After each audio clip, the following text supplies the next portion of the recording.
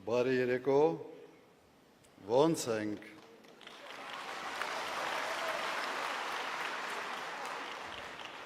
Ես բարձրանալուց մի քիչ ուշացա, սենց որ փորձում էի մարսել, ներկայացվեց որպես հետաքրքիր ձևակերպում տվեց Աննան Հայաստանի նախագահ երկրորդ վարչապետի թեկնածու։ Մի հատ ասի կարող է սենց ճիշտ կարող է ճիշտ բան չենք անում։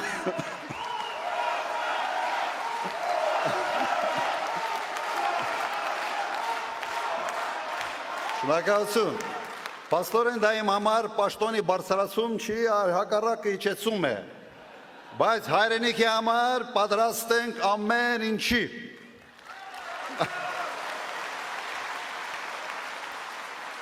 Սիրելի հայրենակիցներ, քույրեր եւ եղբայրներ,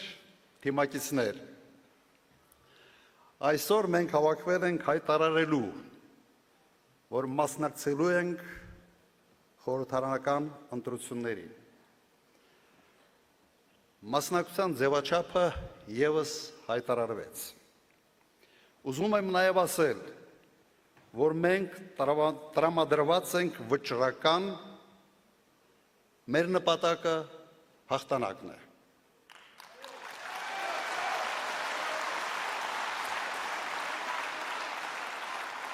Վստահ է, որ այն չարը, որը մարմնավորում է այս իշխանությունը, պարտվելու է։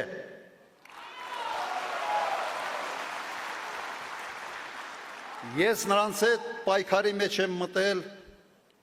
հենց իշխանության իրենց գալու առաջի օրերից։ Եվ չեմ հանգստանալու այնքան ժամանակ, մինչև նրանք չհեռացվեն։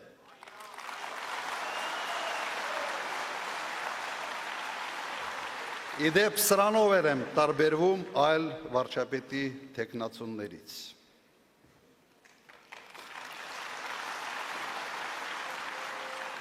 Բայց դա բավարար չէ։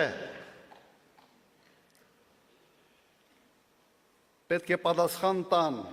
նրանք, ովքեր մեղավոր են մեր հազարավոր հերոսների զոհվելու համար, ովքեր հանձնեցին Արցախը եւ ովքեր այսօր ստիպում են ժողովրդին մոռանալ իր հերոսական պայքարի պատմությունը։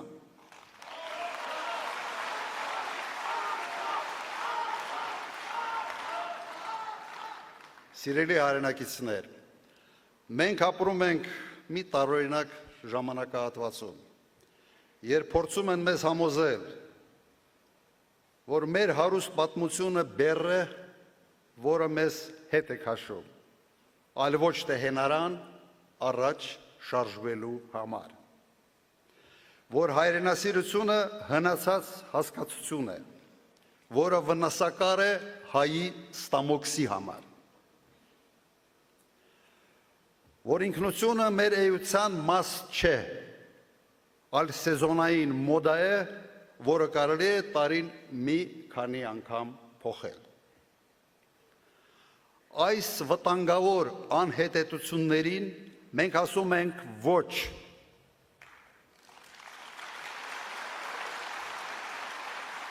Հայաստան դաշինքի համար մեր ինքնությունը, մեր պատմությունը եւ հայրենասիրությունը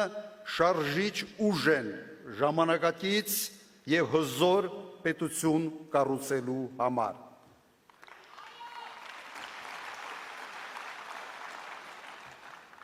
Այսօր աշխարհը վերածվել է քաոսի։ Համաշխարհային կարգը փլուզվել է, իսկ նորը դեռ չի ձևավորվել։ Ամենայն հավանականությամբ ջունգլիների օրենքը որոշ ժամանակ կլինի համաշխարհային նոր կարգ։ Այդ պայմաններում անվտանգությունը առաջիկա տարիներին մնում է Հայաստանի գլխավոր խնդիրներից մեկը։ Հայաստանին անհրաժեշտ է մարտունակ բանակ, ուժեղ առաջնորդ եւ հզոր դաշնակից, որպեսզի համատեղ ուժերով չեզոքացվեն բոլոր սպառնալիքները։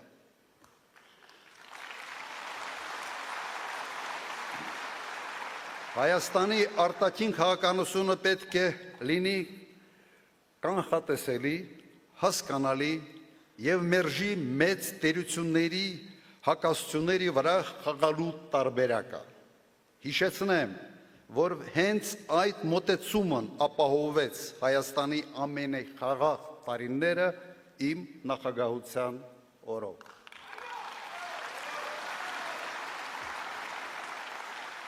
Այսօր հայտարարում եմ, որ կարող եմ ապահովել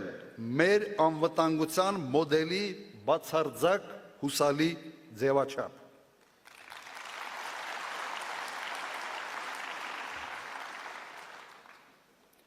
Մենք կողմ ենք Ադրբեջանի հետ խաղաղությանը, բայց այդ խաղաղությունը պետք է հիմնված լինի ոչ թե պապայիս արև մոդելի վրա, այլ անվտանգության իրական երաշխիքների վրա։ Դա հատկապես կարևոր է այն պայմաններում, երբ իրավունքի ուժը աշխարհում փոխարինվել է ուժի իրավունքով։ Սիրելի հայրենակիցներ, մեր նպատակն է դառնալ Հարավային Կովկասի ամենաարդյունավետ եւ ամենակազմակերպված պետությունը։ Միայն այդպիսին լինելով մենք կարող ենք գերտերությունների համար լինել հետաքրքիր դաշնակիցներ եւ գործընկերներ։ Եվ միայն այդ դեպքում մեր շահերը պատշաճ կերպով կհարգվեն։ Ազգային շահերը մի լուսանկարի դիմաց վաճառելը նվաստացուցիչ է եւ հանցավոր։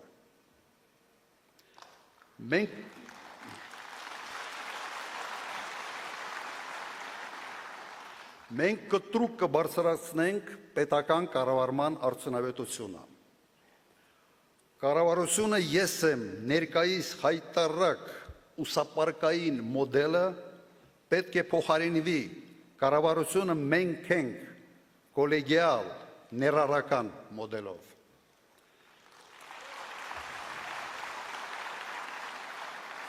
Կառավարությունը կրկես չէ, իսկ վարչապետը ծաղրացու չէ։ Իսկ երկրի բյուջեն վարչապետի ազնական գրպանը չէ, որից սնվում է իր ամբողջ թայֆեն։ Այստեղ մենք իրական կարգ ու կանոն կհաստատենք, վստահ եղեք։ Մենք կապահովենք տնտեսական թռիչքաձև աճ, ճիշտ այնպես, ինչպես արդեն արել եմ 98-2008 թվականներին։ Այն ժամանակ Հայաստանը մտնում էր աշխարհի ամենից արագ զարգացող պետությունների տասնյակի մեջ, իսկ վերջի 5 տարին 5-յակի մեջ։ Մենք պետք է ստեղծենք ժամանակակից մրցունակ արդյունաբերություն եւ գյուղատնտեսություն, որոնք ունակ կլինեն արտահանել ապրանքներ արտաքին տարբեր շուկաներ։ Սակայն տնտեսության աճը չի կարող ինքնանպատակ լինել։ Աճը պետք է անմիջապես արտացոլվի մեր քաղաքացիների կենսամակարդակի վրա։ Իմ օրոք Հայաստանի տնտեսությունը աճեց 6 անգամ, միջին աշխատավարձը աճեց եւս 6-ապատիկ։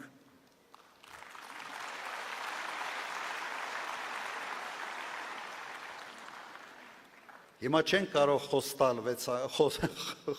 վերցնել 6 անգամ, բայց շեշտակի աճ ի վիճակի ենք ապահովել։ Երկիրը կրկին պետք է դառնա գրավիչ հայրենական բիզնեսի եւ օտարերկրյա ներդրողների համար։ Այստեղ մեծ դեր պետք է խաղա Սփյուռքը իր կարողություններով, կապերով եւ փորձով։ Հենց այն Սփյուռքը, որին այսօր ցանկանում են օտարել Հայաստանից։ Մենք տարեկան կստեղծենք, դա արդեն հայտարարվել է, 35-ից 45 հազար նոր աշխատատեղեր, այնքան ժամանակ, մինչև գործազրկության մակարդակը կիջնի մինչև 5-6%, այսօրվա 14%-ի փոխարեն։ Սա ի վիճակի ենք մենք անել։ Սիրելի հայրենակիցներ, Հայաստանը ըստ սահմանադրության սոցիալական պետություն է։ Այս մարդիկ իշխանության են եկել արդարության մասին խոստումներով, բայց դարձան չայրիկ թոշակառուների և անապահով մարդկանց համար։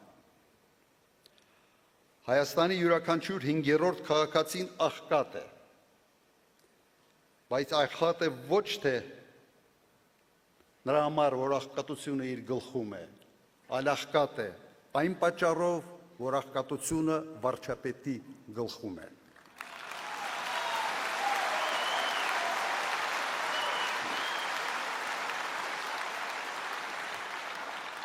Իմ նախագահության 10 տարիների ընթացքում միջին թոշակը աճեց ևս 6 իսկ աղքատությունը նվազեց 56%-ից մինչև 24%։ Ես գիտեմ, թե ինչպես դա կարելի է անել։ Մենք շեշտակի կբարձրացնենք բազային կենսաթոշակը և կսահմանենք պարտադիր ինդեքսավորում, որպեսզի թոշակները երբեք չարժեզրկվեն։ Կենսաթոշակի անցնելը պետք է լինի վաստակած հանգիստ, ոչ թե պատիժ։ Մենք վստահ ենք, որ երկրում աղքատությունը հնարավոր է կրճատել առնվազն 2 անգամ։ Ես խոստումների մեջ շատ զուսպ եմ։ Այն, ինչ ես նկարագրեցի, թե ինչ է արվել իմ նախագահության օրոք, վստահաբար ասում եմ, այդպիսի խոստումներ չեմ տվել, շատ ավելի համեստ էին խոստումները։ Արել ենք անգամներով շատ, քան տվել ենք խոստումներ։ Հիմա լինելու է նույնը։ Քաղաքացիների առողջությունը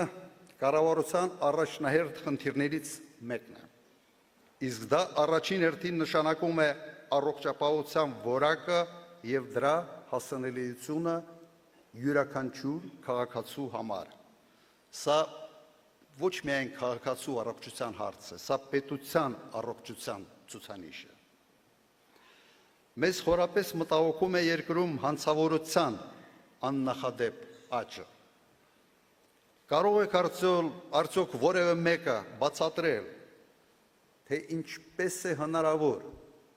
որ ոստիկանության ֆինանսավորման զգալի աճի հետ զուգահեռ անգամներով աճել է հանցավորությունը։ Թողեք ոստիկանությանը հանգիստ, մի ծանրաբեռնեք քաղաքական հետապնդումներով և ճնշումներով, և նրանք համոզված եմ ի վիճակի են հաղթել հանցավորությունը։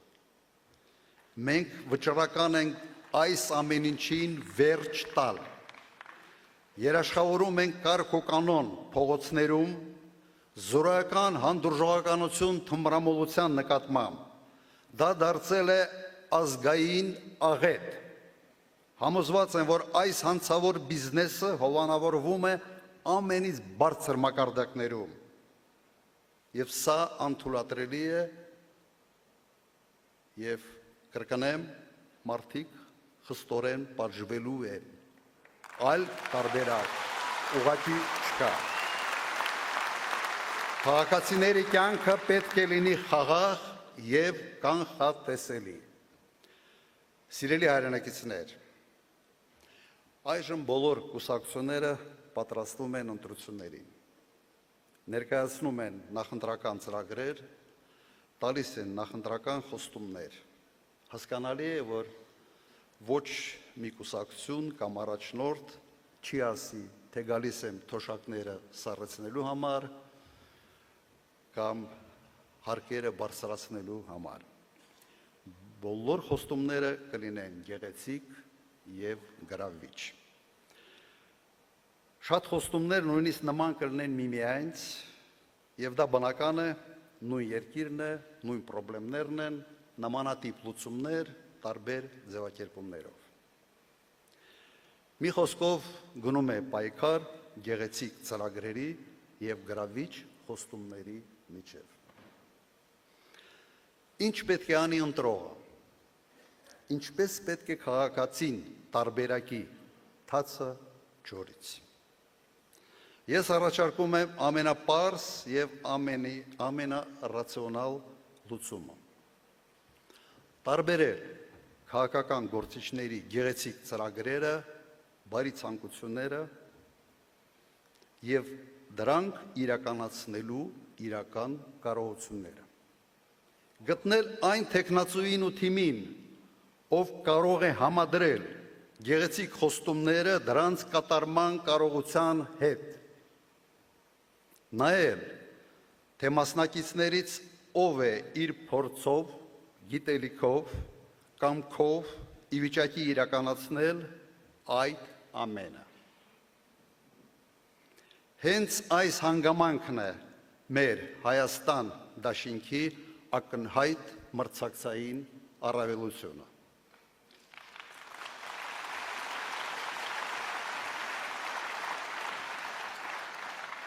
Ոչ մի տեխնացու չունի պետական կառավարման, անվտանգային ոլորտի, արտաքին քաղաքականության, տնտեսական եւ մասնավոր բիզնեսի իմ ունեցած համակցված փորձը։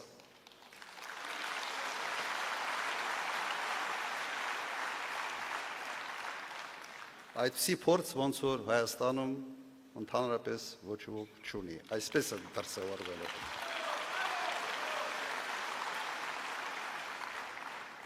Մի անգամ դուք արդեն հավատացել եք գեղեցիկ խոստումներին, հայտնի քաղաքական խարդախից, որը ուներ զրոյական կառավարման փորձ։ Եվ ստացել ենք աղետ եւ նվաստացում։ Իմ կոչը պարզ է, դադարեցրեք փորձարկումները։ Երկիրը տրենաժոր չէ, որի վրա անփորձ մարդիկ պետք է սովորեն կառավարման տարրական կանոնները։ Դա երկրի համար չափազանց թանկ շքեղություն է։ Սիրելի հայրենակիցներ, այս հողը, ինչ որ տեսնում ենք, ամենաբերի հողը չէ։ Մեր լեռները ամենաբարձրը չեն, մեր ընտերքը ամենահարուստը չի, բայց սա մեր հայրենիքն է, մեր հողն է, եւ այս հողը ծնել է իմ կարծիքով ամենից խելոք, ամենից աշխատասեր, մի քիչ միամիտ ժողովուրդ, մի ժողովուրդ, որը արժանի է շատ ավելի լավ կյանքի։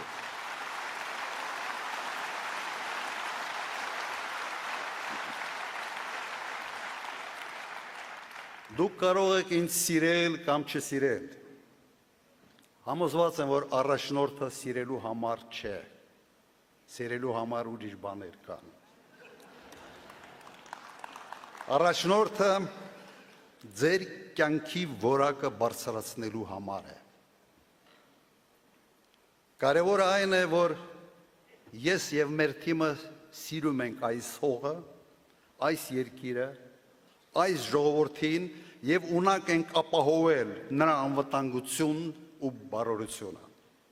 Մեր երեխաների ապագայի համար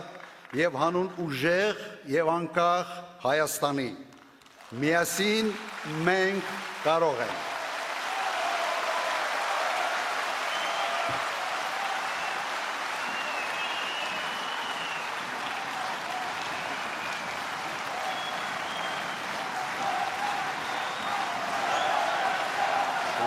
Շնորհակալություն։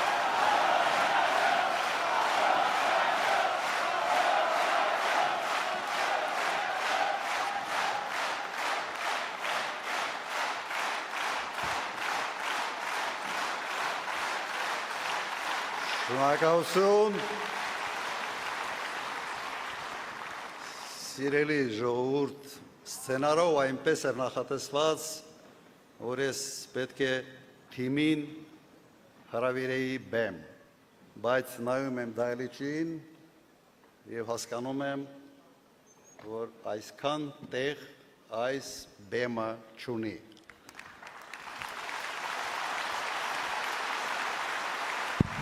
Դահլիճը լեցուն է, մեր թիմը դուք եք եւ նրանք են, ովքեր այսօր դիտում են էկրանների վրա մեր այս հանդիպումը։ Եվ քանի որ չեմ կարող հրավիրել ձեզ այստեղ, ուրեմն ես պետք է գամ ձեր մոտ։ Շնորհակալություն։ Լավ է։